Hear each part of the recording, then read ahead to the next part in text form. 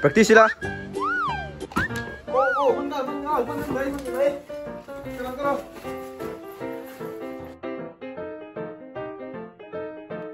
Isaac. Practice sila em anh em. Được lắm ơi.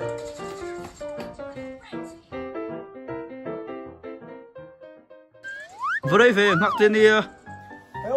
Lộc cảm ơn gì mấy.